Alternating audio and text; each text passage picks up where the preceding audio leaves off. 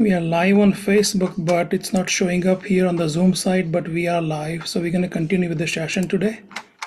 Biko Mama, I'm going to spotlight you so you can start bhajan. Ram Kabir, go ahead.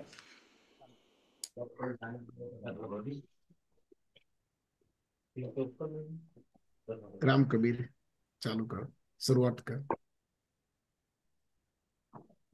भरनी जिंदगी ने युग युग संभारणा, जीवी जाऊं ए मूल्यो योगेश्वर वारणा। क्षण भरनी जिंदगी ने युग युग संभारणा, जीवी जाऊं ए मूल्यो योगेश्वर वारणा। આપ્યું છે જીવન જેણે તેને ના છોડવો, જોડવો તો ના તો મારે એનાથી જોડવો। આપ્યું છે જીવન જેણે તેને ના છોડવો, જોડવો તો ના તો મારે એનાથી જોડવો। જીવવું જીવન વ્યવહારે ધરી એની ધારણા, જીવી જાઉં એવું લ્યો યોગેશ્વર વારણા। ક્ષણભરની જિંદગીને યુગ યુગ સંભારણા, જીવી જાઉં એવું લ્યો યોગેશ્વર વારણા। ક્ષણનું છે ને જીવન પણ નથી એ નકામું, એને પ્રસાદ હું તો પ્રભુજીનો માનું। ક્ષણનું છે ને જીવન પણ નથી એ નકામું, એને પ્રસાદ હું તો પ્રભુજીનો માનું। કર્તવ્યો કરતો રહું હું જીવન શણગારના, જીવી જાઉં એવું લ્યો યોગેશ્વર વારણા। ક્ષણભરની જિંદગીને યુગ યુગ સંભારણા, જીવી જાઉં એવું લ્યો યોગેશ્વર વારણા। આપેલું છે જેણે તે પાછું પણ માંગશે, ઓચિંત્ય કોઈ વેળા લેવા પણ આવશે। આપેલું છે જેણે તે પાછું પણ આપશે, ઓચિંત્ય કોઈ વેળા લેવા પણ આવશે।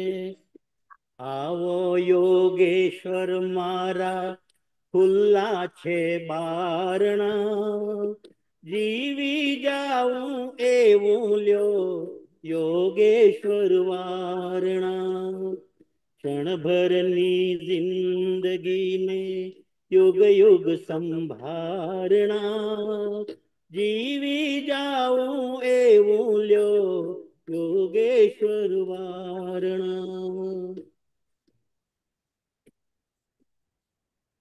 લીધેલું જીવન પાછું આપવું પડે છે, ત્યારે ઓ મુંજી માનવ શાને રડે છે। લીધેલું જીવન પાછું આપવું પડે છે, ત્યારે ઓ મુંજી માનવ શાને રડે છે। મૃત્યુને ખીલવા દે તું જીવનના બાગમાં, જીવી જાઉં એવું લ્યો યોગેશ્વર વારણા। મૃત્યુને ખીલવા દે તું જીવનના બાગમાં જીવી જાવું એવું લ્યો યોગેશ્વર વારણા. ક્ષણભરની જિંદગીને યુગ યુગ સંભારણા. જીવી જાવું એવું લ્યો યોગેશ્વર વારણા. જીવી જાવું એવું લ્યો યોગેશ્વર વારણા. જીવી જાવું એવું લ્યો Yogeshwar વારણા. Ram Kabir, this bhajan is dedicated to our late Ram Kabir Bhakt Samaj of USA President Sri Chhaganbhai Phulaભાઈ ભક્ત સ્વાધ્યાય પરિવારનું આ ભાવગીત મેં રજૂ કર્યું. રામ કબીર, રામ કબીર. राम कबीर. ओम सद्गुरु कबीराय नमः. ओम सद्गुरु कबीराय नमः. ओम सद्गुरु कबीराय नमः. આપ સૌ ભક્તજનોમાં વસેલા કબીરના રામ અને આત્મામાં વસેલા રામને અમારા સૌના વંદન. શ્રી રામ કબીર ભક્ત સમાજ ઓફ યુએસએના સર્વ સેવાભાવી સેવકો અને સર્વ ચેપ્ટરોના ભક્તજનોને તથા અહીં ઝૂમમાં જોડાયેલા તથા ફેસબુક લાઈવ ઉપર અને સમય મળીએ આ કાર્યક્રમને યુટ્યુબ ઉપર જોતા સર્વ કબીર પ્રેમી ભક્તજનોનું આજના કબીર વિઝડમ કાર્યક્રમમાં અમે સ્વાગત કરીએ છીએ.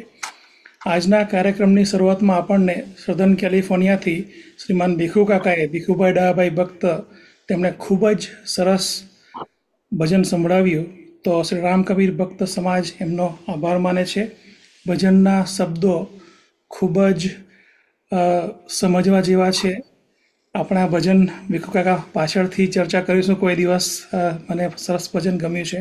ખૂબ ખૂબ આભાર તમારો. આમ તો આજે દરેક ભારતીય માટે વિશ્વમાં ખૂબ જ ગર્વનો દિવસ છે. લગભગ 76 વર્ષ પહેલાં આપણા વતન ભારતમાં સૌપ્રથમ ગણતંત્ર સ્થાપિત થયું, જેથી આપણે 26 જાન્યુઆરીનો દિવસ ખૂબ જ ઉમંગ અને ઉત્સાહથી ઉજવીએ છીએ. આપણી કબીર વિઝડમ ટીમ અને ભક્ત સમાજ યુએસ વતી દરેક ભારતીયને આપણા 76મા ગણતંત્ર દિવસની ખૂબ ખૂબ શુભકામનાઓ. દરેક ભારતીય માટે આજે ભલે સારો દિવસ હોય, પરંતુ આપણા ઉદા ભક્ત સમાજ અને ખાસ કરીને શ્રી રામ કબીર ભક્ત સમાજ ઓફ યુએસએ માટે આજે ઘેરા શોકનો દિવસ છે. કેમ કે આપ સૌ જાણો છો તેમ આપણે આપણા સમાજના સ્થાપક પ્રમુખ એવા શ્રીમાન છગનભાઈ ભુલાભાઈ ભક્ત સરૈને આપણે ગુમાવ્યા છે. એ ખૂબ જ એમનું વ્યક્તિત્વ ખૂબ જ મહાન, જે આપણા સમાજનો આધારસ્તંભ હતા અને હંમેશા રહેશે જ. ભક્ત સમાજ યુએસએના પાયાના પથ્થર અને એક સમાજ શુભચિંતક. આપણા ભક્ત સમાજ યુએસએને અમેરિકાની અંદર અસ્તિત્વ આપનારા એવા સ્વર્ગસ્થ શ્રીમાન છગનભાઈ ભુલભાઈ ભક્ત સરઈ આપણી વચ્ચેથી વિદાય લઈ પરમાત્મા પાસે પરમધામમાં લીન થયા છે. એમની પર્સનલ અને પારિવારિક અને સામાજિક સિદ્ધિઓનું જો લિસ્ટ બનાવીએ તો મારા ખ્યાલથી એ અશક્ય છે, કારણ કે એમનું 94 વર્ષનું જીવન અને એમના દરેક એચિવમેન્ટો આવરવા ખૂબ જ અઘરા છે. છતાં તેમની થોડીક સામાજિક સિદ્ધિઓની ઝાંખી આપ સૌ સમક્ષ આજે કબીર વિઝડમના માધ્યમ દ્વારા શેર કરીએ છીએ. સ્વર્ગસ્થ છગનભાઈની ઉંમર 94 વર્ષ હતી. તેઓ ખૂબ જ યુવાન વયે ભારતથી ઇંગ્લેન્ડ અને ઇંગ્લેન્ડથી અમેરિકા જહાજની અંદર આવ્યા, આપ સૌ જાણો જ છો. તેઓ અમેરિકાની અંદર આર્થિક પ્રગતિ માટે આવ્યા હતા. શરૂઆતમાં તેઓ ફિલાડેલ્ફિયા રહ્યા, ત્યારબાદ તેઓ કેલિફોર્નિયા સ્થાયી થયા. તેઓનું જીવન એક ખૂબ જ લોકોને પ્રભાવિત કરે એવું હતું. તેઓ માર્ટિન લ્યુથર કિંગ જુનિયરના સિવિલ રાઇટ્સ મૂવમેન્ટથી ઘણા પ્રભાવિત હતા. તેમણે ડૉક્ટર માર્ટિન લ્યુથર કિંગ સાથે થોડો સમય પણ વિતાવ્યો હતો અને ઘણા વિચારોની આપ લે પણ કરી હતી. કેલિફોર્નિયા આવ્યા બાદ તેમણે શ્રી રામ કબીર ભક્ત સમાજ ઓફ યુએસએની 1991માં સ્થાપના કરી. તે પહેલાં રામ કબીર સોસાયટી પણ એમણે સ્થાપી હતી. ઘણી લાંબી હિસ્ટ્રી છે, પણ થોડાક જે મારા સ્મરણો છે તે આપની સાથે શેર કરું છું. એમણે લાઇબ્રેરી ઓફ કોંગ્રેસ વોશિંગ્ટન ડીસીની અંદર પોતે એકલા હાથે ઘણા સેનેટરોને તે સમયે પત્રો લખીને આપણા સમાજના અમૂલ્ય પુસ્તકોનો વારસો આવનારી પેઢીઓ માટે જળવાઈ રહે એ માટે અથાગ પ્રયત્ન કર્યા. સમાજના ઘણા પુસ્તકો અને ખાસ કરીને નાદબ્રહ્મ જેવા ગ્રંથો તેમણે આ લાઇબ્રેરીની અંદર રજીસ્ટર કરાવ્યા છે, જેથી આવનારી ભક્ત સમાજની પેઢીઓ આપણા સમાજનો પારંપરિક અને સાંસ્કૃતિક વારસો અને તેનો ઇતિહાસનો લાભ લઈ શકે. આ એમના અથાગ પ્રયત્નો હતા સમાજના. એમની પારિવારિક અને સામાજિક દૂરદર્શિતા અનેરી હતી. પરિવારની અંદર બાળકોને સારા સંસ્કાર અને સારું શિક્ષણ મળે તે માટે તેમણે ખૂબ જ મહેનત કરી. ત્યારબાદ વતનથી 7 સમંદર પાર આપણા ભક્ત સમાજનું એક સારું સંગઠન હોય અને આપણે સૌ સાથે ભેગા મળી આપણા સામાજિક પ્રસંગો ઉજવી શકીએ એ માટે એક ભેગા થવાનું સ્થળ એમની બનાવવાની ઈચ્છા હતી, જે આપ આજે નોર્વોક કેલિફોર્નિયાની અંદર ભક્તા કલ્ચર સેન્ટરના રૂપમાં જોઈ શકો છો. એમનું સપનું હતું, જે એમણે એમના સાથી મિત્રો સાથે મહા મહેનતે પૂરું કર્યું છે અને સમાજને એક ભેટ આપી છે. ત્યારબાદ સમગ્ર અમેરિકાની અંદર આપણા દરેક ભક્ત પરિવારો વિવિધ રાજ્યોમાં છૂટાછવાયા હોય તેઓ પણ સમાજ સાથે એક તાતણે જોડાયેલ રહે તે માટે તેઓએ વિવિધ ચેપ્ટરોની પણ સમાજ માટે સ્થાપના કરી, જેને આજે આપણે 12 ચેપ્ટર નામે ઓળખીએ છીએ. તેઓ દુનિયાના દરેક ભક્ત સમાજને, દરેક ભક્તજનોને એક સાથે જોવા માગતા હતા. તેમનું એક સ્લોગન હતું, યુનાઇટેડ ભક્ત સમાજ, એક સંગઠિત અને સશક્ત વૈશ્વિક ભક્ત સમાજ. અને એમના માટે છેલ્લા શ્વાસ સુધી તેઓ કાર્યરત રહ્યા. સ્વર્ગસ્થ છગનદાદા પોતે યુવાનોએ દેશમાં આવીને આટલું બધું કામ કર્યું અને તેમને યુવાનો પ્રત્યે ખૂબ જ લાગણી અને અનેરો પ્રેમ હતો. એમના સામાજિક પ્રમુખ પદના કાર્યકાળ દરમિયાન અને ત્યારબાદ પણ તેઓએ ભક્ત સમાજના યુવા સંગઠનને ખૂબ જ સહકાર આપ્યો અને તે સમયે અમેરિકાની અંદર વસેલા ભક્ત સમાજના યુવાનોને આપણી માતૃભાષા ગુજરાતી શીખવાના પણ પ્રયાસો કર્યા અને એમાં સફળ પણ થયા. તેઓ ભક્ત સમાજની યુવા પ્રવૃત્તિને હંમેશા પ્રોત્સાહન આપતા જ રહ્યા છે. એ માટે સમગ્ર ભક્ત સમાજ હંમેશા અને ખાસ કરીને યુવાનો આપણા સમાજના એમના માટે હંમેશા ઋણી રહેશે. તેઓ કબીરવાણીના રેગ્યુલર વાચક અને પ્રશંસક હતા. ત્યારબાદ તેઓ ભક્તવાણીના પણ ખૂબ મોટા ચાહક હતા, જે આપણે અમેરિકાની અંદરથી પબ્લિશ કર્યું હતું. અને આપણા સમાજના મોટે ભાગના દરેક પુસ્તકો એમણે વાંચ્યા હતા અને તેમાંથી એમણે ઘણી વસ્તુ પોતાના જીવનમાં ઉતારી હતી. ખાસ કરીને 2020ની અંદર જ્યારે કોરોનાની મહામારીની શરૂઆત થઈ ત્યારે શ્રી રામ કબીર ભક્ત સમાજ ઓફ યુએસએ ઘણા વર્ચ્યુઅલ કાર્યક્રમો શરૂ કર્યા અને તે દરેકમાં સ્વર્ગસ્થ દાદા ઉત્સાહથી ભાગ લેતા. એમને ભલે ઝૂમમાં જોડાતા નહીં આવડતું હોય, પરંતુ એમના દીકરા પરિવારો સંજયભાઈ એમને હંમેશા મદદ કરતા, હંમેશા ઝૂમમાં જોડાતા. અને ખાસ કરીને દર રવિવારે છેલ્લા 4.25 વર્ષથી કબીર વિઝડમમાં 12:15 આપણી સાથે હંમેશા આ પ્રોગ્રામમાં જોડાતા અને દરેક એપિસોડ એ ધ્યાનથી સાંભળતા. મેં કબીર વિઝડમ ટીમના મેમ્બરો ઘણી વખત એમની સાથે થોડું ચર્ચા કરતા, તો એક વાત એમની હંમેશા આપ સૌને ખબર જ હશે કે એમની મનમોહક સ્માઇલ હંમેશા એમના ફેસ ઉપર રહેતી. એ હંમેશા he is well dress man અને મારું એવું માનવું છે કે એમના જેવા વ્યક્તિ આપણા સમાજમાં આજે બીજા કોઈ નથી. અમે દર રવિવારે દાદા આપને મિસ કરીશું ચોક્કસ. મેં આગળ આપણી સાથે વાત કરી તેમ એમના જીવનની સિદ્ધિઓ એટલી બધી છે કે 5 મિનિટમાં આવરી લેવાય નહીં, પરંતુ અમુક જે મારા અનુભવો મારા પ્રમુખના કાર્યકાળ દરમિયાન જે એમના ટચમાં આવ્યો તેમાંથી મેં થોડા આપણી સાથે શેર કર્યા છે. કદાચ નાની મોટી ક્ષતિ થઈ હોય તો માફ કરજો. પરંતુ પૂજ્ય દાદાને આપણે સૌ દિલથી પ્રાર્થના કરી શ્રદ્ધાંજલિ આપીએ.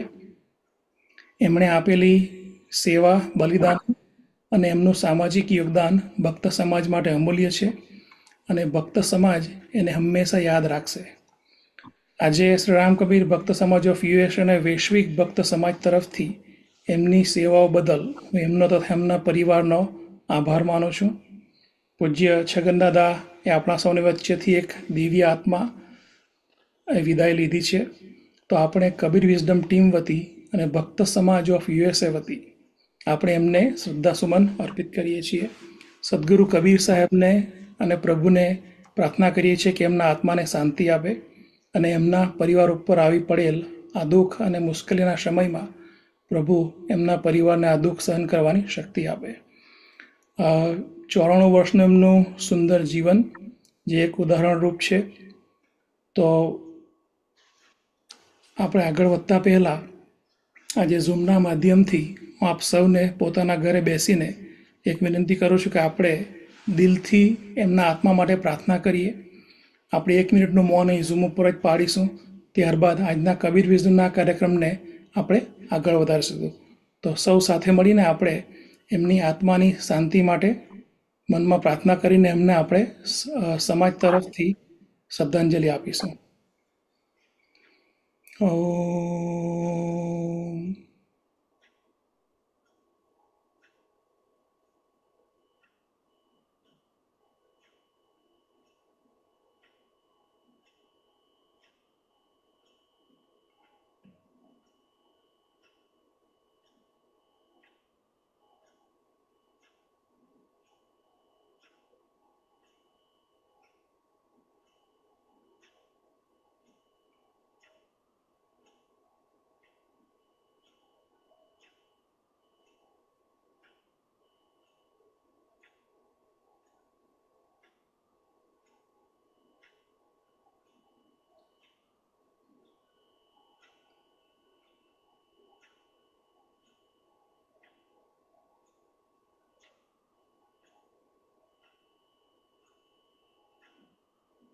રામ કબીર. હવે હું હેમંતભાઈને વિનંતી કરીશ. હેમંતભાઈ આવો અને આજના કાર્યક્રમને આપ આગળ વધારો. રામ કબીર. રામ કબીર સાહેબ બંદગી. સર્વ ભક્તજનોને કબીર વિઝડમમાં ભાવભર્યું આમંત્રણ, સ્વાગત. આજે પ્રથમ તો જેમ કે બધાએ આપણે વાત કરી એ પ્રમાણે પૂજ્ય દાદા ની 2 વાતો કરી હું આજનો પ્રોગ્રામ શરૂ કરવાનો તમારી પાસે રજા માંગુ છું. પ્રથમ તો પૂજ્ય દાદાનું એક વાત કે જે અત્યારે આપણે વાતો કરી શકીએ છીએ. કબીર વિઝડમ આમ તો વાત કરીએ પ્રમાણે 4.5 વર્ષથી ચાલે છે એવરી સન્ડે. તો આ કબીર વિઝડમ નામનો જે પ્રોગ્રામ આપણે કરીએ છીએ એ દેશ વિદેશોથી ઘણા સંતો ને આપણે સાંભળીએ છીએ, સમજીએ છીએ અને આ જે મોકો મળે છે આપણને, એ મોકો નો એક ખરેખર જો આભારી કોઈ હોય તો એ પૂજ્ય દાદા હતા. કારણ કે એમણે જ્યારે દીર્ઘ દ્રષ્ટિ દ્વારા શ્રી રામ કબીર ભક્ત સમાજની સ્થાપના કરી તો જ આજે એ પાયા રૂપે એ પાયા પર આપણે આવડું મોટું કંઈક વધારાનું એક આપણે મકાન બનાવી શકીએ, જેમ કે આ પ્રોગ્રામ થકી આ માધ્યમ એક ઊભું કરી શક્યા. એ પાયો હતો તો એટલા વિશાળ કામ માટે એમનો ઘણો ઘણો આભાર. બીજું, કબીર વિઝડમમાં આપણે કાયમ પ્રયત્ન એ જ કરીએ છીએ કે આપણે આપણા જે મૂલ્યો છે, આપણા જે કબીરજી આપ્યા છે, આપણે સનાતની થઈને આપણા જે સનાતની મૂલ્યો છે એને બરાબર સમજીએ, એના શબ્દનો અર્થ સમજીએ અને ખરેખર આપણે એ સારી રીતે ઉપયોગ કરી શકીએ. એના માટે તો એમના દાદા કાયમ કહેતા, ઘણી ઘણી જગ્યાએ એમણે ઘણાને ટકોર કરીને કહેતા હતા કે આપણે ભક્તા નથી, આપણે ભક્ત છીએ. એ એમની સમજ, એ એમને સમજાવવાની સમજ. અને એ જે એમ એવું કહેતા હતા કે તું પોતે ભક્ત છે અને તેનું પ્રાઉડ હોવું જોઈએ. અને એટલા માટે જે શબ્દ ભક્તનો ઉપયોગ કરતા, આપણને કરાવતા, એ બદલ પણ એમનો ઘણો ઘણો આભાર. અને કબીર વિઝડમ એટલા માટે જ કદાચ આજે વધારે જે કંઈક આપણી પાસે જ્ઞાન છે એનું આપણે સમજીએ અને એનો ખરેખર અર્થ શું છે એ જીવનમાં આપણે ઇમ્પ્લિમેન્ટ કરવાનો પ્રયત્ન કરીએ. તો દાદા, તમે ઓલવેઝ અમારા માટે તો યાદગાર જ છો, રહેશો, અને અમે તમને કાયમ મિસ કરીએ, પરંતુ તમારા શબ્દો, તમારા જ્ઞાન, તમે સ્થાપેલો ભક્ત સમાજ અમેરિકાની ભૂમિ પર, એ બધા થકી અમે જે પ્રસરતા રહીએ એ તમે જ છો એવું અમે માની લઈશું. રામ કબીર. ઓકે, હા, હવે આજના આપણા વક્તા વિશે હું બે વાત કરું છું. આજે આપણી સાથે જે વક્તા જોડાય છે એ ગુજરાતમાં સંતરામપુરા નામનું ગામ છે. ત્યાં એક કબીર ગાદી છે, સંત કબીરજીની ગાદી છે. એ સ્થાનક પર જે કબીરજીના મૂલ્યો સમજાવે છે એ આજે આપણી સાથે જોડાય છે. અને એવો ત્યાં અત્યારે રાત્રે 12 વાગ્યા, 12, 12:30 થવાના એકચ્યુઅલી. તો તમે વિચાર કરો કે જે સંત ગુરુ કબીરજીના વચનો, મૂલ્યો ને સમજાવવા માટે રાત રાત જાગે છે, અને આપણે સુધી અહીંયા આપણા સમયને સાચવવા માટે એવો ત્યાં ઉજાગરો કરીને, તો એમનામાં કબીરજીના શબ્દોનું કેટલું મહત્વ હશે. એમનો થોડો પરિચયમાં, આમ તો એમનું કહેવું છે કે પરિચયમાં બીજું કંઈ નથી, હું કબીર ભક્ત છું એટલું જ યોગ્ય છે. પરંતુ એમના એમના અમુક જે એમણે જે બુક લખી છે, એમણે જે બુકનું આ બધાને અવેલેબલ રાખી છે, એ બુક, 3 બુકનું નામ કહું છું આજે. આપણે જેમ જેમ ડીપમાં જઈશું તેમ તેમ પછી એમની પાસે વધારે ને વધારે આપણને ખબર પડશે કે એમની સિદ્ધિઓ શું છે અને એમના જે પ્રયત્નો શું છે. તો પ્રથમ બુક હતી એમની કબીર સાહેબ કે માર્મિક શબ્દ, ગૂઢાર્થ પર દ્રષ્ટિપાત, એટલે કે એમના જે ગૂઢ અર્થ છે, જે એકદમ ડીપ મિનિંગ વાળા જે અર્થ છે, એની પર આપણે લાઈટ પ્રકાશ પાડ્યો છે અને આપણને સમજાવવાનો સરળ ભાષામાં બહુ પ્રયત્ન કરીએ છીએ. અને સરળ ભાષા કરતા આજની ભાષામાં કે જેમાં આપણે સમજી શકીએ છીએ આજના દરરોજ વ્યવહારોમાં, એ પ્રમાણે એમને સમજાવવાના ઘણા બધા પ્રયત્નો કર્યા છે એ બુકની અંદર. એ છે, નામ છે અગેઇન કબીર સાહેબ ના માર્મિક શબ્દ, અને એના જે ડીપ મિનિંગ છે એની પર નજર. બીજી બુક છે એમની સતગુરુ કબીર વિરચિત બીજક. એમણે એની પર પણ બહુ સુંદર રીતે આપણને સમજાવવાના બીજકમાંથી જે પ્રયાસો કર્યા છે એ આપણે આમ તો તેમના સેશનો ઘણા બધા કરીશું, કારણ કે આપણા માટે તો એક ગુરુનું એક આશીર્વાદ આપણી સાથે મળ્યો છે એવું કહી શકાય આ ઘડીએ. અને ત્રીજી બુક હતી એ બ્રહ્મા કે પાર. તો આ 3 બુકો ફરી પાછું કબીર સાહેબ કે માર્મિક શબ્દ, સદગુરુ કબીર વિરચિત બીજક અને બ્રહ્મા કે પાર, એના રચયિતા, એના લેખક આજે આપણી સાથે જોડાય છે. તો હું પહેલા એમને સ્ક્રીન પર આમંત્રણ કરું. રામ કબીર સાહેબ બંદગી સંત सतगुरु कबीर से दया रहे। संत और विवेक दास जी संतरामपुर से जोड़ रहे हैं आप। तो हाँ, मैं वो बता रहा था कि आपने जो कबीर जी का जो मूल्य समझा अपनी जीवन में, और उससे विशेष आप जो समझ के हमारे लिए थोड़ा सरल करके कुछ हमें बता रहे हैं। तो पहले तो आपका परिचय अगर हमें हो जाए कि आप कहाँ पे हो, क्या करते हो, आपके मुख से कुछ सुनना चाहते हैं, तो हमारे भक्तजनों को आप सुनाइए।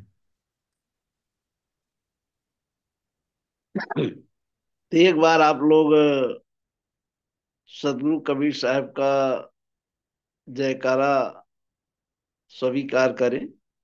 बोलिए सदगुरु कबीर साहेब की जय, परम पिता परमात्मा की जय, सब संतों की जय, सब भक्तों की जय।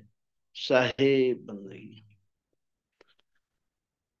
प्रिय बंधुओं, खास करके हेमंत भाई, आज हम आपसे पहली बार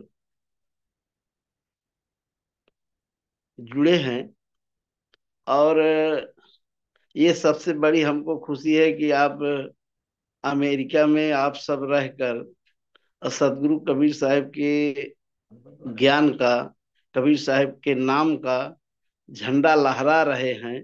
ये सबसे बड़ी हमको खुशी है। दूसरी बात है कि आज हमको अवसर दिए हैं अपने साथ जुड़ने का। तो इस विषय पर मैं आपको ये बताना चाहूंगा पहले कि बहुत सी चीजें आप में होंगी, बहुत से संतों के द्वारा आप सुने होंगे, बहुत सी चीजें आपके अंदर अनुभव में होंगी। हो सकता है कि हमारे बोलने से, हमारे बताने से, हमारे सत्संग को सुनने से कुछ बातें आपकी कट जाएं, कुछ बातें छूट जाएं। तो इसके लिए मैं सर्व समाज से माफी मांगता हूं, क्योंकि जब सदगुरु कबीर साहब के दर्शन पर हम चर्चा करेंगे तो बहुत सी ऐसी चीजें हैं कि वो छूट जाएंगी। जो सही चीज है, जो सत्य प्रतिष्ठित है, वो ही चीज रह पाएगी। तो हम सबसे पहले एक साखी बताते हैं कि प्रथम बंदो सतगुरु चरण, जिन्हें अगम अगम लखाइया, गुरु ज्ञान दीप प्रकाश, करिपट खोली दरस दिखाइया। जेहि कारण सिद्ध्या पचे, सो गुरु कृपा से पाइया। अकह मूरति अमी सूरति, ताहि जाय समाइया। तो पहले हम इन्हीं दो साखियों पर थोड़ा सा आपको ये दिग्दर्शन कराना चाहते हैं कि सर्वप्रथम वंदना सतगुरु की क्यों गाई गई। ऐसे भी हमारे शास्त्रों में भी, वैदिक शास्त्रों में भी गुरु की वंदना गाई गई। तमाम से हमारे देश विदेश में जो संत महापुरुष हुए, वो लोग भी गुरु की वंदना को श्रेष्ठ बताया। और सदगुरु कबीर साहब तो बहुत ऊंचे स्तर से बात किए हैं गुरु और सदगुरु के विषय में। तो प्रथम बंदो सतगुरु चरण, जिन अगम अगम में लखाइया। जिन अगम और गम, गम में उसको कहते हैं जहां तक हमारी मन बुद्धि पहुंच जाती है, वो गम कहलाता है। जहां पर हमारी मन बुद्धि नहीं पहुंच पाती, वो अगम कहलाती। और सदगुरु कबीर साहब इस साखी में ये संकेत करते हैं कि मुझे गम और अगम, जहां तक हमारी मन बुद्धि पहुंच रही थी उसको, और जहां पर हमारी मन बुद्धि नहीं पहुंच पा रही थी उसको, दोनों का लखाव कराया। सत्य और मिथ्या का अलगाव किया। सत्य क्या है, मिथ्या क्या है, इसका भी अलगाव कराया। और गम्य शब्द जो है, खास करके जो सत्ता सृष्टि बनाई है, उस सत्ता सत्ता के लिए आया है। और अगम्य सत्ता, अगम्य शब्द जो है, वो महाचेतन सत्पुरुष परमात्मा के लिए आया है। तो ऐसे सदगुरु की हमें वंदना सर्वप्रथम करनी चाहिए कि जो हमें संसार, शरीर, माया और मन के घेरे से, दायरे से निकाल कर हमें महाचेतन सत्पुरुष परमात्मा सत्ता में पहुंचाएं। इसलिए ऐसे सदगुरु की सर्वप्रथम वंदना गानी चाहिए। तो प्रथम बंदो सतगुरु चरण, जिन्हें अगम अगम में लखाइया। गुरु ज्ञान दीप प्रकाश, करिपट खोली दरस दिखाइया। तो गुरु का ज्ञान दीपक के समान है। जैसे हम अंधेरी रात में सफर करते हैं तो हमको आगे कुछ दिखता नहीं है। खड्ड है, कांटा है, सांप है, बिच्छू है, बहुत से हिंसक पशु हैं जो हमारे लिए खतरा है। हम आगे चलने में हमको कुछ समझ में नहीं आता क्योंकि अंधेरी रात है। लेकिन अगर किसी ने एक दीपक दे दिया, एक प्रकाश दे दिया, और उस प्रकाश के माध्यम से हम अपना सफर तय करके अपने गंतव्य केंद्र पर पहुंच जाते हैं। तो ये तो एक उपमा रही कि गुरु ज्ञान दीप प्रकाश। गुरु का ज्ञान दीपक के समान है कि जैसे दीपक हमें अंधेरी रात में चलने में सहायक बनता है, उसी प्रकार से उस महाचेतन सत्पुरुष परमात्म सत्ता में पहुंचने के लिए गुरु का ज्ञान हमारे लिए दीपक के समान है। इसलिए सर्वप्रथम वंदना सदगुरु की गानी चाहिए, और सर्वप्रथम वंदना सदगुरु की गाई गई। जे कारणे सिद्ध्या पचे, सो गुरु कृपा से पाइया।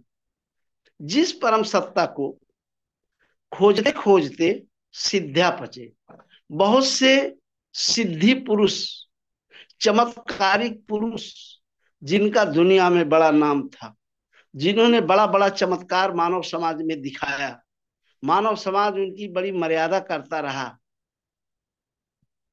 लेकिन उस परम सत्ता को वो नहीं जान पाए, उस परम सत्ता में वो नहीं पहुंच पाए। जे कारण सिद्ध्या पचे, सिद्धि लोग, रिद्धि सिद्धि से परिपूर्ण लोग भी उस परम सत्ता में नहीं पहुंच पाए, लेकिन हम सदगुरु के मार्गदर्शन द्वारा, गुरु के मार्गदर्शन द्वारा पहुंच गए। इसलिए सर्वप्रथम वंदना सदगुरु की गाई गई। तो जेहि कारण ये सिद्ध्या पचे, सो गुरु कृपा से पाइया।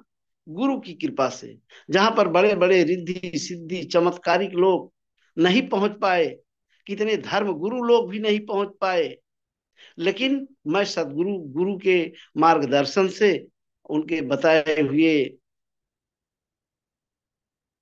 उनके बताए अनुसार मैंने साधना भजन किया और मैं उसमें पहुंच गया। इसलिए सर्वप्रथम वंदना सदगुरु की गाई गई।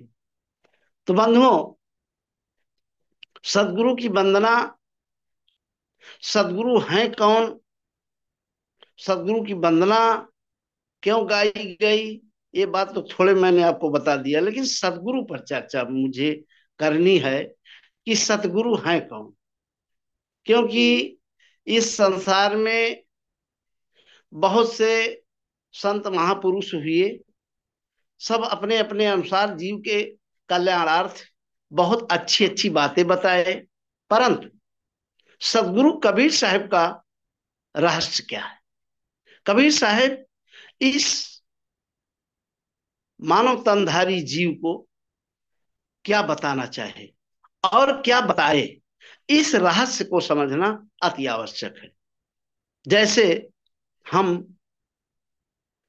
कोई चीज प्रैक्टिकल करते हैं, जैसे ऑक्सीजन और हाइड्रोजन गैस को मिला करके हम पानी बनाना चाहते हैं, तो इसका एक प्रैक्टिकल करने के पहले इसकी थ्योरी हमें समझना जरूरी होता है। अगर थ्योरी नहीं मालूम है तो हम प्रैक्टिकल नहीं कर पाएंगे, क्योंकि हाइड्रोजन और ऑक्सीजन की मात्रा को समझना पड़ेगा कि कितनी मात्रा हाइड्रोजन की हो, कितनी मात्रा, कितना प्रतिशत ऑक्सीजन का हो। क्योंकि अगर मात्रा के अनुसार अगर हम हाइड्रोजन ऑक्सीजन को न मिलाएंगे तो पानी बनने के बजाय आग बन जाएगा और कोई जहरीला पदार्थ बन करके हमें खतरा पैदा कर देगा, हमारी मौत भी हो सकती है। इसलिए प्रैक्टिकल के पहले थ्योरी जानना बहुत जरूरी है। तो थ्योरी क्या है? अध्यात्म में क्या थ्योरी है? अध्यात्म में है दर्शन, सदगुरु कबीर साहब का सिद्धांत। क्योंकि इस संसार में जब से सृष्टि बनी तब से किसी न किसी को इष्ट मान करके भक्ति तो चल ही रही थी, लेकिन चारों युगों में सदगुरु कबीर साहब क्यों आए और कौन सा रहस्य बताने की कोशिश किए? और कौन सा रहस्य बताए, क्योंकि यहां पर तो कोई न कोई इष्ट था। किसी ने ईश्वर को, ब्रह्म को अपना इष्ट माना, जो सृष्टि बनाया था। किसी ने किसी ब्रह्मा विष्णु महेश को अपना इष्ट माना। किसी ने किसी देवी देवताओं को इष्ट माना। किसी ने अपने पैगंबर के बताए अनुसार किसी को इष्ट माना। सब लोगों ने किसी न किसी किसी कोई कोई तो रहे प्राकृतिक पूजा में लगे रहे, कोई न कोई रहे लिंग पूजा में लगे रहे, कोई न कोई भक्ति तो सब कर रहा था, पूरा मानव समाज। लेकिन सदगुरु कबीर साहब क्या बताने आए, ये बात हमें समझना बहुत जरूरी है। क्योंकि सदगुरु कबीर साहब का जो दर्शन है वो ये हमें इंगित करता है कि जीव जगत के समक्ष दो इष्ट हैं। जीव जगत के समक्ष सामने दो इष्ट हैं। एक इष्ट तो वो है जो सृष्टि बनाया है, मूल रूप से मैं बता रहा हूं। ऐसे तो बहुत से इष्ट हैं, जितने देवी देवता हैं सब इष्ट हैं। देवी देवताओं की पूजा हो रही है और उसको अपना इष्ट मान करके लोग पूजा कर भी रहे हैं। तो सब तो इष्ट हो गए, बहुत से इष्ट हो गए। लेकिन मैं मूल रूप से जो रहस्यात्मक विषय है, जो दार्शनिक विषय है, उस बात को मैं कहना चाह रहा हूं कि मूल रूप से दो इष्ट हैं। एक इष्ट तो जो सृष्टि बनाया, ब्रह्म, अथवा कहिए ईश्वर, अथवा कहिए अल्लाह, अथवा कोई भी नाम ले लीजिए, लेकिन जो इस जगत और जीवन को निर्मित किया, या अगर और गहराई से कहें हम तो इस जगत और जीवन के रूप में जो विकसित होकर के खड़ा है, दिख रहा है, एक इष्ट वो है जिसको हम ईश्वर, ब्रह्म, भगवान इत्यादि नामों से हम पुकारते हैं। लेकिन सदगुरु कबीर साहब का एक इष्ट और है। सदगुरु कबीर साहब का जो दर्शन है वो ये इंगित कर रहा है कि इस सृष्टिकर्ता ईश्वर अथवा ब्रह्म के परे एक इष्ट और है। जैसा कि सदगुरु कबीर साहब कहते हैं साखी ग्रंथ में। यहां पर हम एक बात और कहना चाहेंगे, सदगुरु कबीर साहब के मूल रूप से तीन ग्रंथ हैं। एक तो बीजक है, दूसरा साखी ग्रंथ है, तीसरा शब्दावली है। ये सदगुरु कबीर साहब के मूल रूप से तीन ही ग्रंथ हैं। बाकी और तो कबीर साहब के नाम पर बहुत सी रचनाएं हुई हैं, संत महापुरुष जन किए हैं, वो अलग विषय है। लेकिन सदगुरु कबीर साहब का ये तीन ग्रंथ मान्य है, सर्वमान्य है।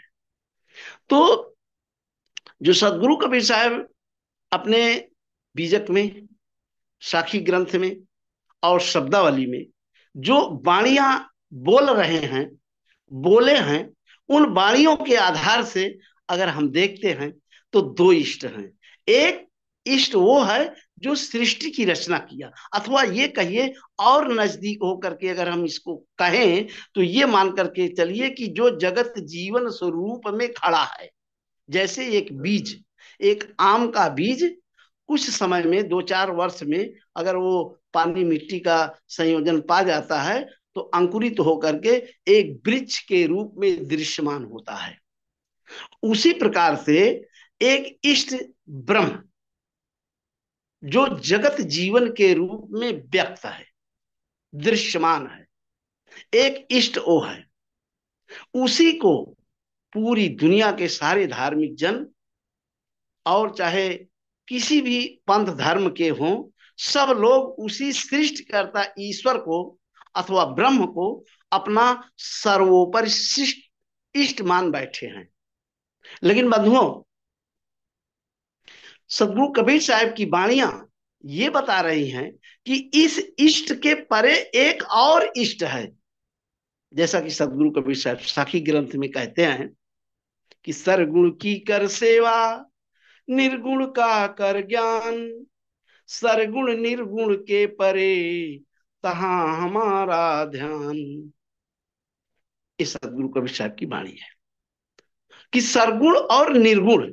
सरगुण का मतलब होता है सशरीरधारी जीव, मानव शरीरधारी से लेकर के 84 लाख योनियों में जितने भी शरीरधारी प्राणी हैं, ये सब सरगुण जीव में आते हैं, सरगुण में आते हैं। मैं उसको नहीं सरगुण मानता हूं कि जो पत्थर की मूर्तियां हैं, कागज की मूर्तियां हैं, सोने चांदी की मूर्तियां हैं, अष्ट धातु की मूर्तियां जो बनाई गई हैं, तमाम से चित्र बनाए गए हैं कागज में, मैं उसको साकार नहीं मानता हूं, उसको सरगुण नहीं मानता हूं। ना वो सरगुण है भी नहीं। सदगुरु कबीर साहब सरगुण सर्व शरीरधारी जीवों को सरगुण कहे, और सरगुण के आगे एक और पद है निर्गुण।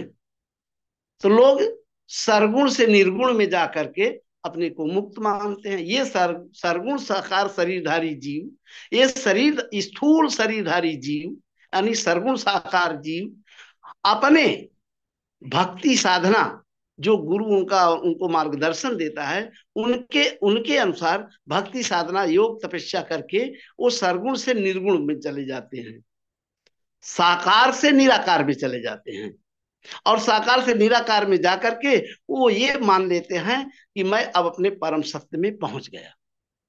लेकिन सदगुरु कबीर साहब कहते हैं कि भाई नहीं, सरगुण की कर सेवा, निर्गुण का कर ज्ञान, और सरगुण निर्गुण के परे, परे माने आगे, परे मीन्स आगे, सरगुण निर्गुण के आगे हमारा ध्यान है।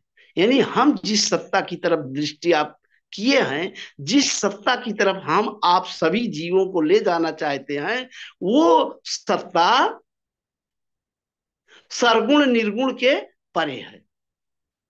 और जहां भी आप देखेंगे 4 राम शब्द आया, जैसे हम राम शब्द की बात करते हैं, राम, तो राम शब्द पर भी व्याख्या है। एक राम दशरथ का बेटा, एक राम हम घट घट देखा, एक राम का सकल पसारा, एक राम ओनहु से न्यारा। एक राम तो श्री राम जी हैं जो दशरथ के पुत्र थे, अयोध्या के राजा दशरथ के पुत्र थे। दूसरा राम घट घट, घट मीन्स होता है शरीर, शरीर में रमण करने वाला जीव है, रमनते राम, जो शरीर में रमण कर रहा है इसलिए वो राम है। तो दूसरा राम जीव है जो शरीर में रमण कर रहा है, और तीसरा राम एक राम का सकल पसारा, एक तीसरा राम ब्रह्म निरंजन राम है जो पूरी सृष्टि की रचना किया है। लेकिन सदगुरु कबीर साहब कहते हैं इस 3 राम की बात तो करे, लेकिन आगे और कहते हैं कि एक राम ओनहु से नारा, एक राम और है जो इन तीनों राम से आगे है। 4 राम है जगत में, 3 राम व्यवहार, चौथा राम सो सार है, ताका करो विचार। सदगुरु कबीर साहब कहते हैं कि 4 राम हैं जीव जगत में, यानी संसार के अंदर नहीं, आकाश, भूमंडल और पाताल, ये जो 3 लोक का एक संसार बना हुआ है, जगत बना हुआ है।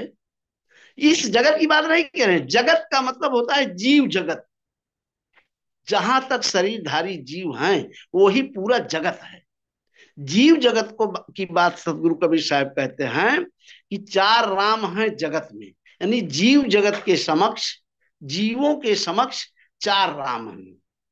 3 राम व्यवहार में हैं, भगवान राम अयोध्या वाले दशरथ के जो पुत्र थे वो व्यवहारिक हैं, वो हमको ये दिखाए कि भाई संसार में इस तरह से दुख सुख जीवन में आते हैं, अगर आप जीवन धारण किए हैं तो इस तरह से इस धर्म अधर्म, पाप पुण्य, अच्छा बुरा, इन सारे द्वैतों के अंतर्गत आपको अपना जीवन जीना है, और उसमें तमाम सी कठिनाइयां भी आएंगी, उसको वो दिखा दिए। और एक दूसरा राम है जो जीव है, जो सभी शरीरों में रमण कर रहा है, 84 लाख योनियों की शरीरों में भी रमण कर रहा है, मानव शरीर में भी रमण कर रहा है, ये जीव तो स्वयं फंसा हुआ है, ये तो शरीर में आबद्ध हो करके जन्म मरण का दुख भोग रहा है। इसलिए ये राम भी व्यवहार में आ गया। ये राम भी स्वयं मुक्त पुरुष नहीं है। इसलिए इस राम की भक्ति करने से भी, इस जीव की भक्ति, कुछ धर्म ऐसे हैं, कुछ पंथ ऐसे हैं, कुछ ज्ञानी जन ऐसे हैं कि जो जीव को ही सर्वे सर्व मान बैठे, कि ये जीव ही सर्वे सर्वा है, जीव के परे और कुछ भी नहीं है। इसलिए ऐसे लोगों को सदगुरु कबीर साहब ये हिदायत देते हैं कि भाई जीव सर्वे सर्वा नहीं है, क्योंकि जीव तो शरीर में आबद्ध होकर के स्वयं जन्म मरण का दुख भोग रहा है, ये तो अल्पज्ञ है। तो ये राम भी व्यवहार में है। तीसरा राम सृष्टि रचना करने वाला, तीसरा राम इस ब्रह्म है, जो सृष्टि स्वरूपा होकर के सृष्टि के रूप में दृश्यमान है, वो तीसरा राम है। लेकिन ये भी सृष्टि में फंसा हुआ है, ये भी सृष्टि बना करके सृष्टि में फंसा हुआ है। जैसे वेद में आया है कि जैसे एक रेशम का कीड़ा अपने ही अंदर से रेशम निकाल कर एक खोखा बनाता है, और वो कीड़ा उसी के अंदर कैद हो करके अंत में बहुत कुछ दिनों के बाद वो मर जाता है उसी में। उसी प्रकार से वह सृष्टिकर्ता, नाम हम कुछ भी रख दे, चाहे ब्रह्म रख दे, चाहे ईश्वर रख दे, चाहे अल्लाह रख दे, नाम कुछ भी रखे, नाम वो हमारे ऊपर डिपेंड है, हमारी भाषा के ऊपर डिपेंड है, हमारी सोच के ऊपर डिपेंड है। लेकिन जो सृष्टि बनाया है वो स्वयं अपनी सृष्टि में फंसा है। तो जब वो स्वयं सृष्टि में फंस करके जन्म मरण का दुख भोग रहा है, तो हमको क्या छुड़ाएगा? इसलिए इस तीन राम को सदगुरु कबीर साहब कहते हैं भाई ये व्यवहार में है, लेकिन ये ना तो मुक्त है और ना इनकी भक्ति यदि आप करेंगे तो आप मुक्त हो भी नहीं पाएंगे। तो साहब ने कहा चौथा राम सो सार है, ताका करो विचार। इस तीन राम के परे एक और राम है, चौथा राम, जिसको हम महाचेतन सतपुरुष परमात्मा सत्ता कहते हैं। वो महाचेतन सतपुरुष परमात्मा सत्ता चौथा राम है। उस राम की भक्ति करने से, उस राम को जानने से, उस राम की साधना भक्ति करके हम अगर उसमें स्थापित कर ले अपने को, तो हम मुक्त हो जाएंगे। उसी राम में मुझ सभी जीवों का कल्याण है। तो जो सदगुरु कबीर साहब चौथे राम की बात की, अक्सर आप कबीर पंथियों से ये भी सुने होंगे कि भाई हमारे हमारे यहाँ तो चौथे लोक की बात की गई है, तीन लोक के बाहर चौथे लोक। तो ये पूरा संसार तीन लोक है, इसके बाहर एक चौथा लोक है जो महाचेतन लोक है। जड़ शरीर और जड़ संसार का वहां पर लेस मात्र कोई भी स्थिति परिस्थिति नहीं है। तो बंधुओं, मेरा जो कहने का मतलब है कि जो सदगुरु कबीर साहब का कहना यह है कि जो चौथी शक्ति है, निर्गुण निराकार ब्रह्म के परे जो महाचेतन सार परमात्मा है, अगर हम उसकी भक्ति करते हैं, अगर हम उसमें अपने को स्थापित करते हैं, तभी हमारी मुक्ति गति बनेगी, अन्यथा नहीं बनेगी। यही बात बताने के लिए सदगुरु कबीर साहब धरा मंडल पर आए। क्यों? इसलिए कि ये जीव जो है सृष्टिकर्ता को ही अपना सर्वे सर्वाइष्ट मान बैठा था, जबकि सृष्टिकर्ता ब्रह्म जो है अपने ही जीव रूप को शरीर संसार में फंसाकर दुखमय दुख के महासागर में इस जीव को ढकेल दिया है। कैसे? हमको एक छोटी सी कथा याद आती है, हेमंत भाई सुनाते हैं। उसमें हुआ क्या, जैसे हाथी होता है, हाथी फंसाने वाले लोग क्या करते हैं कि जंगल में पहले हाथी के आने जाने का रास्ता देखते हैं, उसका रास्ता देख लेते हैं कि हाथी किधर से आता है और किधर जाता है, इसका रास्ता क्या है, मार्ग क्या है। क्योंकि जंगली जानवर जो हैं, जंगली पशु जो हैं, वो रात में विचरण करने निकलते हैं, और दिन में वो अपने एक जगह गुफाओं में या जो उनकी कंदराएं होती हैं या जो जंगल में उनका सुरक्षित स्थान होता है, वहां पड़े रहते हैं। रात में वो निकलते हैं। तो हाथी दिन में तो भाई अपने झुंड में पड़ा रहा, जंगल में पड़ा रहा, लेकिन जो हाथी फंसाने वाला व्यक्ति था, इसने हाथी के आने जाने का रास्ता पांव देख करके पहचान लिया कि हाथी इधर से आता जाता है। और दिन में उसने क्या किया, ये एक बहुत बड़ा खड्डा, मान के चलिए 10 मीटर लंबा और 10 मीटर चौड़ा, उस और 10 मीटर गहरा एक खड्ड खोद दिया और उसने पतली पतली डंडी से उसको ढक दिया। दिन में ये काम हो गया और वो आदमी इतना बड़ा गड्ढा खोद करके वो कहीं एक जगह छिप करके बैठ गया। अब हाथी को क्या मालूम, हाथी तो सोच रहा है कि भाई हम तो रोज इसी रास्ते आ जाते हैं। हाथी अपने मस्ती चाल में जहां जाना है, गांव एरिया में अपने खाने पीने के चक्कर में वहां वो जा रहा था। और ज्यों ही वहां पहुंचा खड्ड पर, त्यों ही वो पतली पतली डंडियां टूट गई और वो हाथी गड्ढे में गिर गया। जब गड्ढे में गिर गया तो एक अठवाडिया, यानी 7 8 दिन, 5 दिन, 6 दिन उसे वो पड़ा रहा खड्ड में। लेकिन जब उसको भूख लगी, प्यास लगी, तो वो चीखा और चिल्लाया।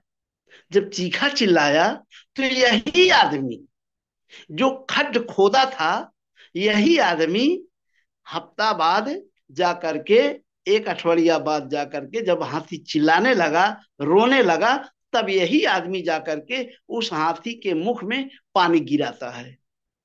हाथी जो खाते हैं उनके खाद्य, खाने वाली चीजें वो जाकर के उस खड्ड में डाल दिया, हाथी खाया। 2 4 दिन ऐसा किया उस आदमी ने, उसमें पानी दिया हाथी को पीने के लिए, फिर खाने के लिए दिया। तो हाथी ने सोचा कि ये आदमी तो बहुत भला है, क्योंकि ये आदमी तो हमारे लिए बहुत बड़ा काम कर रहा है। क्योंकि भाई हम तो खड्ड में गिर गए थे, हम भूख से प्यास से त्रसित थे, लेकिन ये आदमी तो हमको पानी दिया और हमारे खाने के लिए दिया, तो ये तो बहुत भला आदमी है, बहुत अच्छा आदमी है। हाथी उसको पोष मानने लगा, उसके ऊपर खुश हो गया। फिर 2 4 5 दिन के बाद वो आदमी जो था, तो गड्ढे से हाथी को निकाला, खोद करके गड्ढा को खोदा, एक नाली बनाया चौड़ी सी, और उसमें से हाथी को निकाल दिया। हाथी जब निकला उस खड्ड के बाहर और पानी पिया, फिर वो अपना अन्न खाया जो खाता था, तो सोचा कि ओ, आज ये आदमी तो मुझको बाहर निकाल दिया, नहीं तो हम तो खड्ड में मरी जाते। तो वो खुश होकर के उस आदमी को अपनी सूंड पर बिठाया और अपने सिर पर बैठा लिया, पीठ पर, कि चलो भाई आज से तुम हमारे मालिक हो। क्यों? क्योंकि मैं तो खड्ड में गिर गया था और तुमने मुझको अन्न दिया, पानी दिया और उस खड्ड से निकाला, इसलिए तुम आज से मेरे मालिक हो। और वो आदमी उसकी पीठ पर बैठकर एक अंकुश लोखंड का लाठ में लगा हुआ जिधर चाहता है उधर हाथी को ले जाता है।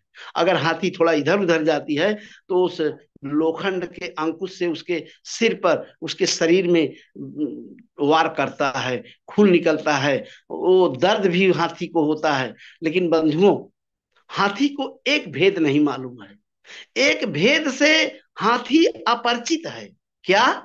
हाथी को ये नहीं पता था कि ये आदमी जो हमको पानी दिया, जो हमको हमको खाने के लिए दिया, जो आदमी खड्ड से हमको बाहर निकाला, यही आदमी खड्ड खोद करके हमको खड्ड में गिराया था। ये भेद हाथी को नहीं मालूम है। अन्यथा अगर ये भेद मालूम होता तो वो हाथी उस व्यक्ति को एक ही बार में राम तमाम कर देता। तो बंधुओं, उसी प्रकार से ये जीव है। इस जीव को ये नहीं मालूम है कि जो सृष्टि बनाया है, जो ये जगत और जीवन को बनाया है, वो स्वयं उसको इस शरीर संसार में फंसाया और मेरे लिए इस संसार में 5 प्रकार का विषय दिया, 9 इंद्रियों का 9 विषय भोगने के लिए दिया, संसार में तमाम प्रकार की सुख सुविधाएं दिया कि तुम इसी में जी खाओ पड़े रहो, लेकिन मेरे अंडर में ही रहो, मेरी सीमा में ही बंधे रहो, स्वतंत्र मत रहो, परमात्मा सत्ता में मत जाओ, तुम इस शरीर और संसार में बंधे रहो।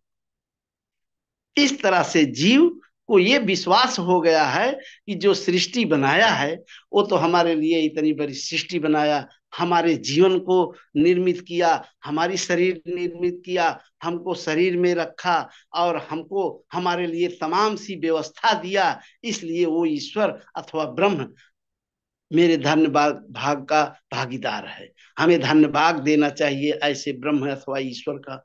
तो इस तरह से बंधुओं, जो सदगुरु कबीर साहब का दर्शन है वो दो इष्ट को दर्शाता है। लेकिन ये जो सृष्टिकर्ता इष्ट है, जिसने सृष्टि बनाया है, जिसने जीव को फंसाया है, वो इष्ट जीव के कल्याण के लिए किसी भी तरह में हितैषी नहीं है।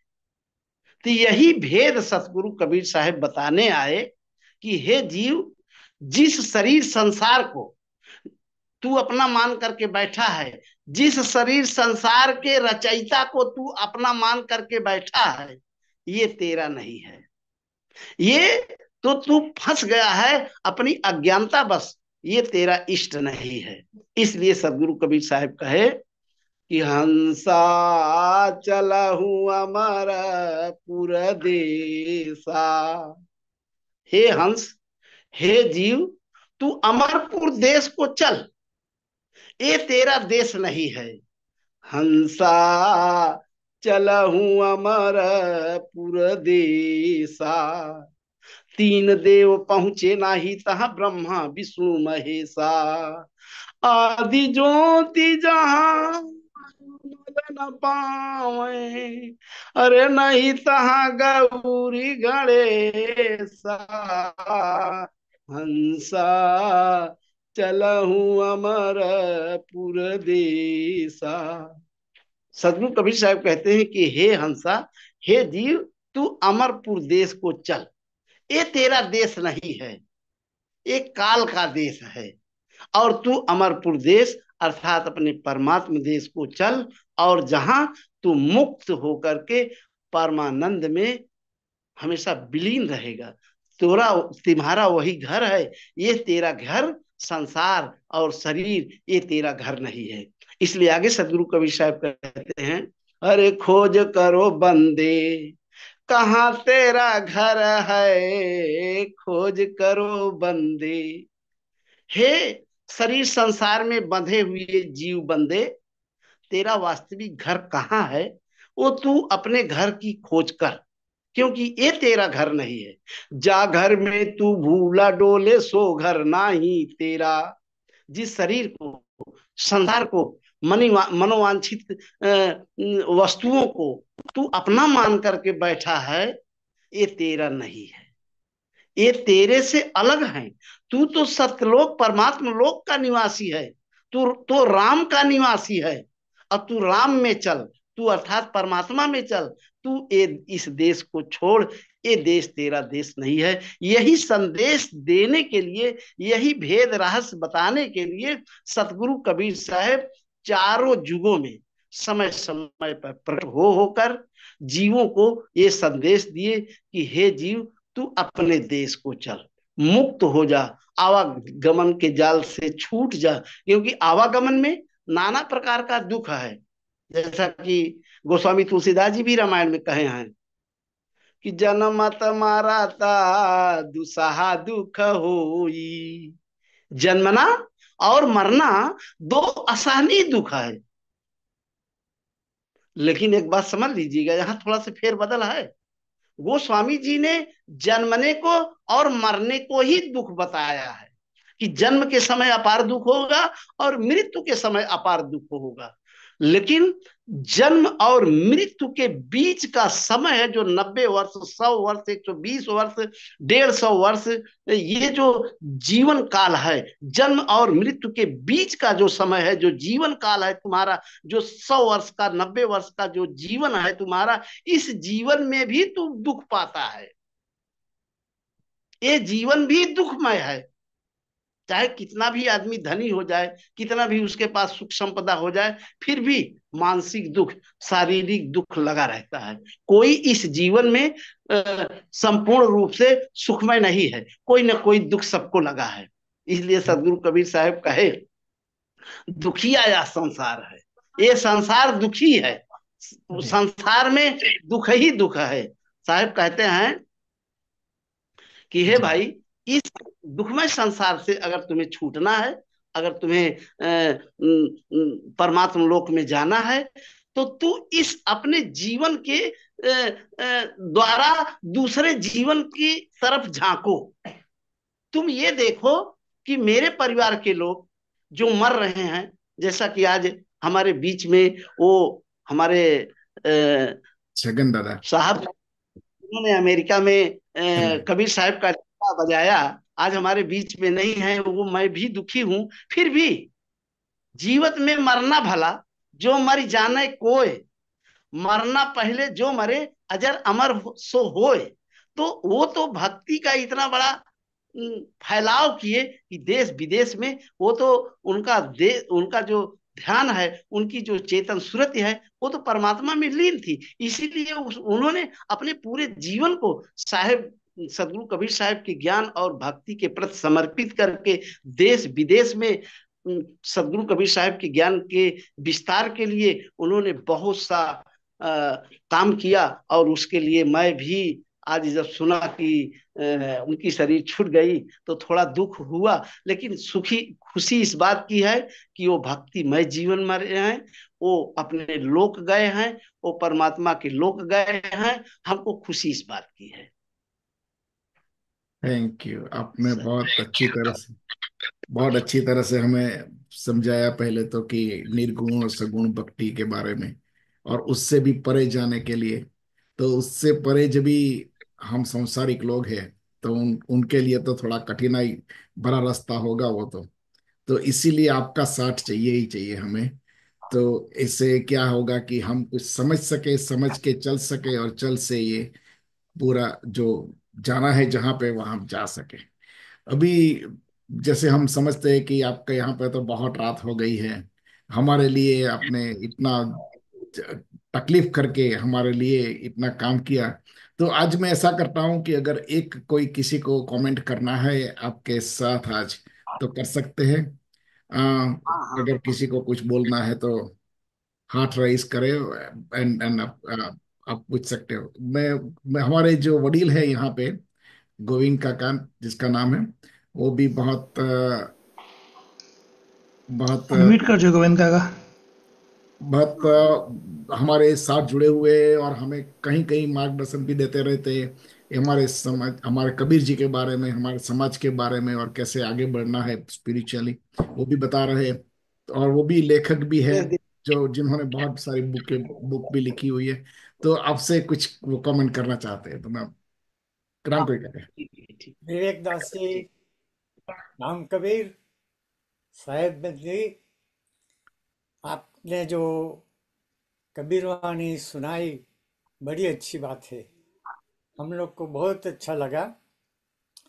मगर जो हमारा समाज है राम कबीर का, राम कबीर में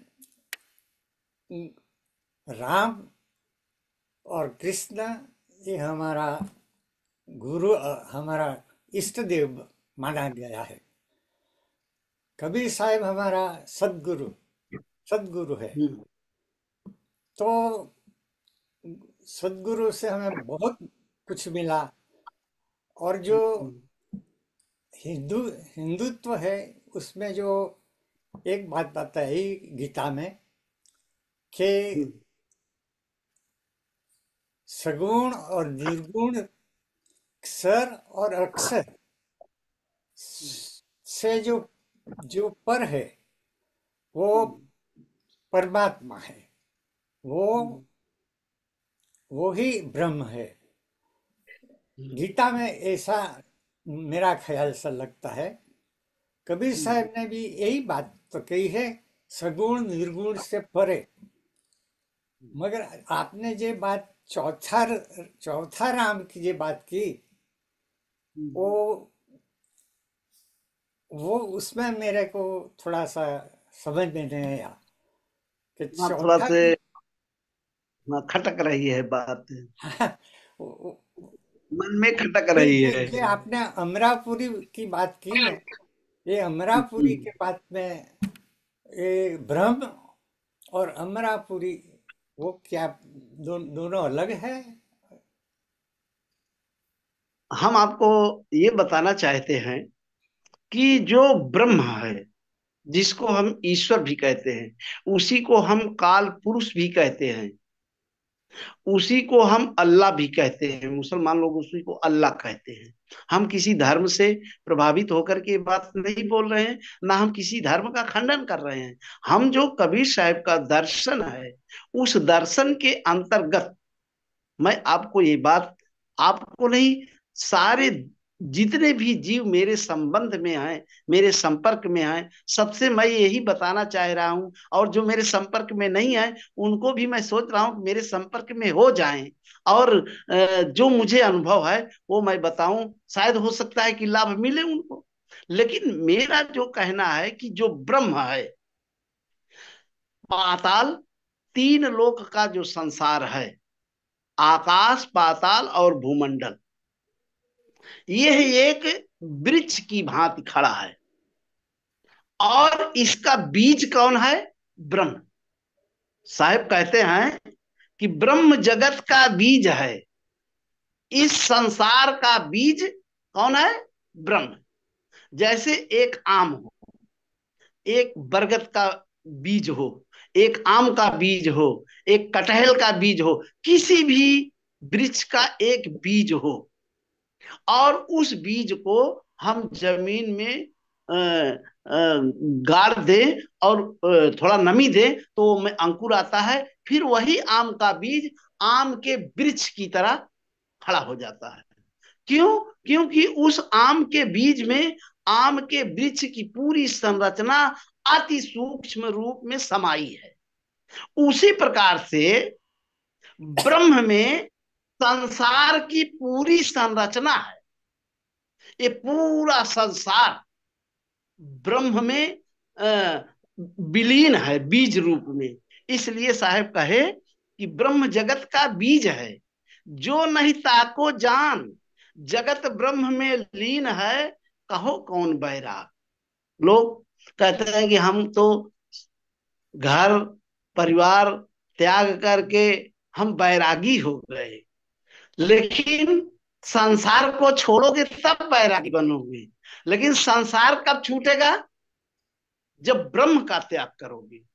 जब तक ब्रह्म का त्याग नहीं होगा, तब तक संसार का त्याग नहीं हो सकता। क्योंकि संसार ब्रह्म में है और ब्रह्म संसार में है, एक दूसरे के परिपूरक हैं। ब्रह्म और संसार को अलग किया ही नहीं जा सकता किसी भी हालत में। इसलिए ब्रह्म ही संसार रूप में खड़ा है। ब्रह्म जगत का बीज है, जो नहीं ताको जान, जो इस चीज को इस तरह से नहीं जानता कि ब्रह्म जगत का बीज है, और इस जगत में अर्थात संसार में वो ब्रह्म समाया हुआ है। जानते हैं, वैदिक ज्ञानियों ने भी कहा कि इस संसार में एक कण भी, एक तिनका भी ब्रह्म से इतर नहीं है, अर्थात सब ब्रह्म है। सर्वम खलविदम ब्रह्म। आकाश से लेकर पाताल तक सब ब्रह्म है, और इसमें एक तिनका भी ब्रह्म से अलग नहीं है, अर्थात सब ब्रह्म है। तो ये पूरी सृष्टि जो है वृक्ष रूप है, और उसका बीज ब्रह्म है। इसलिए साहब कहते हैं कि ब्रह्म जगत का बीज है, जो नहीं ताको जान, और ब्रह्म जगत में लीन है। ब्रह्म जगत में लीन है और जगत ब्रह्म में लीन है, एक दूसरे के दोनों परिपूरक हैं। इसमें कोई दो राय नहीं है। ये वैदिक ज्ञान भी कह रहा है, वेदों में भी ये बात आई है कि जैसे एक मकड़ी, ये वैदिक उदाहरण है, श्लोक नहीं बोल रहा हूं, लेकिन श्लोक का अर्थ मैं आपको बता रहा हूं। जैसे एक मकड़ी होती है, अपने अंदर से तंतु निकाल करके एक जाला बनाती है और उसी में वो खेलती है। उसी प्रकार से ये ब्रह्म अपने ही अंदर से मायावी शक्तियों को निकाल निकाल कर एक शरीर और संसार रूपी सृष्टि की रचना कर लिया और वही इसमें समाया हुआ है। ब्रह्म इस संसार में समाया हुआ है। एक तिनका भी ब्रह्म से इतर नहीं है। और सदगुरु कबीर साहब भी कहे कि एक अंड ओंकार ते सब जग भया पसार, कहाई कबीर सब नारी राम की अभिचल पुरुष भ्रतार। सदगुरु कबीर साहब कहते हैं, देखिए इसमें राम शब्द भी आया है। इस साखी को हम अक्सर बोलते रहते हैं, जहां भी सत्संग बोलते हैं इस साखी को हम जरूर बोलते हैं। बीजक की साखी है ये, कि एक अंड ओंकार ते सब जग भया पसार। एक अंड ओम, एक अंड ओम जो है, इसी से पूरी सृष्टि की रचना हुई। और ये सृष्टि जो है अंडा रूप भी है, और इस अंडे से सृष्टि के रूप में वो अंडा ही सृष्टि के रूप में दृश्यमान है। अंडा ही विकसित होकर के सृष्टि रूप में हुआ है, और ये सृष्टि ही अंडा है। जैसे एक वृक्ष, एक बीज से हम वृक्ष तैयार करते हैं, फिर उस वृक्ष में फल लगते हैं, और हर फल बीज होता है। अगर वो बीज पक जाए, फल पक जाए, जैसे आम के बीज से मैंने आम का वृक्ष बनाया, और 4-5 साल में आम का वृक्ष फल देने लगता है, और हर फल बीज है।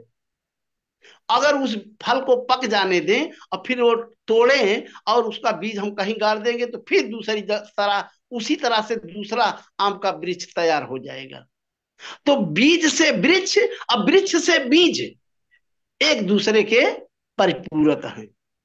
तो इस तरह से बंधुओं, जो संसार है जगत जीवन स्वरूपा है, और इस जगत जीवन स्वरूपा में जो चेतन फंसा है, उस चेतन को इस संसार से, शरीर से जो भी मायावी अवस्थाएं हैं, इन सारी स्थितियों परिस्थितियों से निकलकर अपने आत्म स्वरूप में जाना है। फिर अपने आत्म स्वरूप के बाद अपने महाचेतन परमात्म स्वरूप में जाना है। तो एक अंड ओंकार ते सब जग भया पसार, अब कहा कबीर सब नारी राम की, यहां पर बात आ गई। सदगुरु कबीर, एक अंड ओंकार से तो सारे सृष्टि की रचना हुई है, अर्थात एक अंड ओम ही सृष्टि के रूप में खड़ा हुआ है, दृश्यमान हुआ है। लेकिन सदगुरु कबीर साहब कहते हैं कि कहां कबीर सब नारी राम की। मैंने आपको इसके पहले एक बात बताया हूं कि तीसरा राम, एक राम दशरथ का बेटा, एक राम हम घट घट देखा, एक राम का सकल पसारा। जिस राम ने सृष्टि की रचना किया, उस राम की बात इस साखी में आया है। कहां कबीर सब नारी राम की, जो ब्रह्म निरंजन राम है, उसी की, नारी माने है माया, उसी की माया इस शरीर संसार के रूप में फैली हुई है। और फिर अंत में कहते हैं अविचल पुरुष भ्रतार। एक और परमात्मा सत्ता है कि जो अविचल है, उसमें कभी विचलन नहीं पैदा होता है। दो चीजें हैं संसार में, एक है विचल, एक है अविचल। विचल उसको कहते हैं जिसमें परिवर्तन होता है, जिसका रूप परिवर्तन हो जाता है, जिसमें कुछ विकार आ जाते हैं, वो जो है विचल है। और अविचल वो है कि जिसमें कभी भी त्रिकाल समय में, तीनों काल, भूत भविष्य वर्तमान, किसी भी समय, किसी भी स्थिति परिस्थिति में, उसमें कभी भी किसी तरह का कोई परिवर्तन नहीं होता, उसको कहते हैं अविचल। तो अविचल एक महाचेतन सत्पुरुष परमात्मा सत्ता है कि उसमें कभी भी कोई परिवर्तन नहीं होता, वो सदा एक रस है। और इस शरीर संसार में फंसे हुए चेतन का वही मूल है, वही परम सत्ता है। उसी में जाने के लिए सदगुरु कबीर साहब संदेश लेकर के चारों युगों में समय समय पर आए और सभी को बताए। थैंक यू, तो इस, आपने अच्छी तरह से। तो हाँ, आज मैं સારી કાકા, આજે આપણે અહીંયા થોડો સમય એમના માટે બહુ થઈ ગયો છે, એટલા માટે આપણે બંધ કરવું પડશે, અને પાછા એમને तो આપના સેશન આપણે વધારે ને વધારે લઈશું, કે જેના થકી, અને કાકા તમારા ગ્રેટ ક્વેશ્ચન આપણે ફરી પાછો એક સ્પેશિયલ સેશન રાખીશું. Thank you. તો हेमंत भाई 2 मिनट और लेते हैं, 1-2 मिनट केवल। अच्छा अच्छा। आप आपके जो आध्यात्मिक प्रश्न हैं, क्योंकि आज पहली बार हमारी आपकी मुलाकात हुई है और इतना बड़ा दर्शन है कि एक दिन में अगर 24 घंटे भी बैठ जाए तो सारे प्रश्न का हल करना तो एकदम नामुमकिन बात है। तो ये कुछ दिन तक हमारी आपकी जब वार्ता होगी, एक एक बिंदु पर जब हम आपसे चर्चा करेंगे, तब ये बात समझ में आएगी कि सदगुरु कबीर साहब क्या कहे जीवों को। कुछ सारी भ्रांतियां आपकी निकल जाएंगी, ये तो तय है, ये तो पक्का है। लेकिन उसके लिए थोड़ा हमको समय देना पड़ेगा। और मैं ये सोचता हूं कि आप हमारी बात को सुनने का और समझने का थोड़ा समय दें, जिससे कि मैं कुछ कह सकूं आपके समक्ष। नहीं, वो तो इसीलिए तो हम तो आज ऐसा सोचते हैं कि सदगुरु कबीर ने आपको भेजा है यही दुविधा हमारी जो है उसके सॉल्व करने के लिए। तो चलिए सर, बहुत तो बात आप आपका तो बोल दिए। जैसे जैसे हम तो हर रविवार को, यहाँ पे रविवार है अभी, और हर रविवार हाँ को हाँ। हम आते रहते हैं। और कबीर विजडम का जो माध्यम है उससे हम सभी कुछ सीखते रहते हैं। और जो कुछ अभी आप देख रहे हो, करीबन बहुत आदमी नहीं जुड़े हुए हैं जूम पे, मगर हमारे फेसबुक लाइव भी हो रहा है अभी, वहां पे भी कहीं आदमी जुड़े हुए, कहीं लोग जुड़े हुए जो आपसे कुछ ना कुछ जानना चाहते हैं। और मैं ये यूट्यूब का चैनल है जिसपे हम लाइव जो है ना वो वीडियो रिकॉर्डिंग रखते हैं। तो बहुत भक्तजन आपको बाद में भी सुनेंगे। और इससे क्या होगा कि हमारे में हमारी जो दुविधाएं है, हमारा जो जो कॉन्सेप्ट क्लियर नहीं है, वो आपसे जुड़ के आपके प्रकाश से हम ये जान सकेंगे। और हमें अच्छी जो समझ होती है वो, तो आपका आशीर्वाद हमारे पे बना रहे, ऐसा हम आपसे निवेदन करते हैं। आशीर्वाद, कबीर साहब का आशीर्वाद है। ठीक है साहब ठीक। की फिर दया भी रहे। आपका बहुत बहुत शुक्रिया। और आप आपके साथ जो जुड़े हुए हैं, जिन्होंने हमारे ये माध्यम को, जूम माध्यम का, आपको भी वहां पे हेल्प किया कि भाई ये चलो ऐसा करके, तो इसी सभी को जो आपके साथ वहां पे है, उस सब उन सबको गुजराती में ये बधाने घणो घणो हम आभार। दृश्य चाहते हैं, आप देख लीजिए। ये सब संतरामपुर के बगल के जो बूघड़ गांव है वहां के भक्त हैं, और काफी भक्त नहीं आ पाए हैं।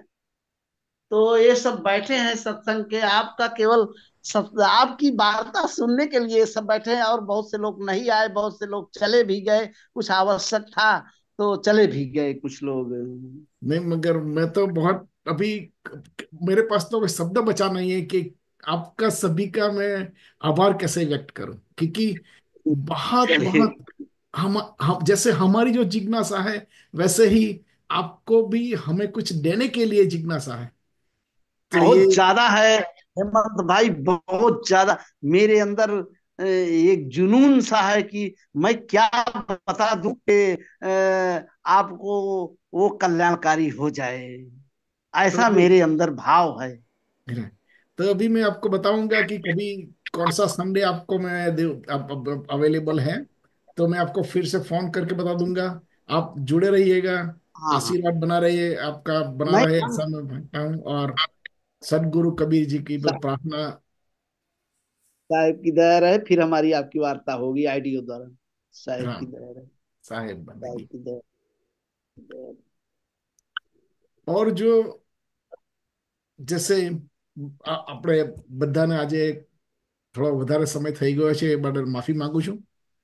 અને એક્સક્યુઝ મી, અને ફરી પાછા આપણે આવતા રવિવારે મળીશું કબીર વિઝડમના આજ માધ્યમથી। સો બધાને ફરી પાછા રામ કોઈ, એક્સક્યુઝ મી, સોરી, છેલ્લે એક અંતિમ પ્રાર્થના કરી આપણે અહીંયાથી વિદાય લઈશું। જેમને પણ આ આપણો સેશન જોવું હોય એ યુટ્યુબ પર જોઈ શકે છે। મારી બાજુમાં એ સ્ક્રીન છે, એ એનો ફોટો પાડીને એ પાછળથી જોઈ શકે છે। અને આપણે ફેસબુક પર પણ છે, શ્રી રામ કબીર ભક્ત સમાજ ઓફ યુએસએ ના પેજ પર આપણે આ રેકોર્ડિંગ મૂક્યું છે। સો હવે અંતિમ પ્રાર્થના। હરિઓમ। પૂર્ણ એ છે, પૂર્ણ આ છે, પૂર્ણથી તો પૂર્ણ ઉગ્યું છે બધું, પૂર્ણમાંથી પૂર્ણ આપી દ્યો ભલે, શેષ પાછળ પૂર્ણ રહેવાનું સદા. ઓમ શાંતિ શાંતિ શાંતિ. રામ કબીર સાહેબ બંદગી.